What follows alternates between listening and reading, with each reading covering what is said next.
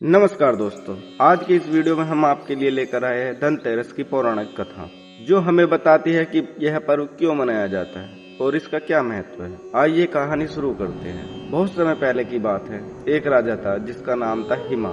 राजा हिमा का एक पुत्र था। जब उस पुत्र का जन्म हुआ तब ज्योतिषों ने उसकी कुंडली देखकर बताया कि यह बालक अपने विवाह के चौथे दिन सांप के काटने से मर जाएगा। यह सुनकर राजा और रानी बड़े दुखी हुए, लेकिन उन्होंने यह बात किसी को नहीं बताई और समय बीतता गया। जब राजकुमार बड़ा हुआ तो उसका विवाह एक सुंदर, बुद्धिमान और धर्मपरायण कन्या से हुआ। विवाह के चौथे दिन की रात नजदीक आई तो राजकुमार की पत्नी को ज्योतिषों ने यह बात बताई तो वह चिंतित हुई, पर उसने डरने के बजाय अपनी बुद्धि का उपयोग किया।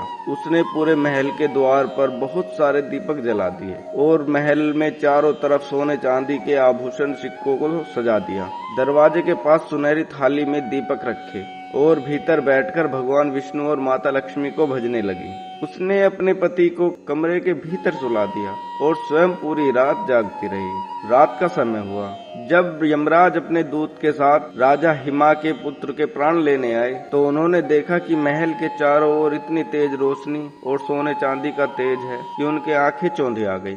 यमराज जब द्वार के पास पहुंचे तो उन्होंने अंदर से भजन की मधुर ध्वनि सुनाई दी। वह स्वर इतना पवित्र था कि यमराज वहीं बैठ गए और उसको सुनने लगे।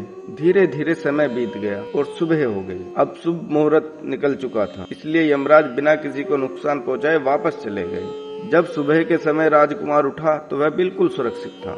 जब यह बात राजा और रानी को पता चली तो उनकी खुशी का ठिकाना न रहा। उन्होंने अपने पुत्र वधू को आशीर्वाद दिया, तू सचमुच लक्ष्मी रूप है। तभी से ये प्रारंभ हुआ कि धनतेरस के दिन दीपक जलाकर यमराज के नाम का दीपदान किया जाता है, ताकि घर में अकाल मृत्यु न आए और परिवार में सुख, समृद्धि और स्वास्थ्य बना रहे। इसी दिन समुद्र मंथन से धन्वंतरी भगवान प्रकट हुए थे, जो स्वास्थ्य के देवता हैं।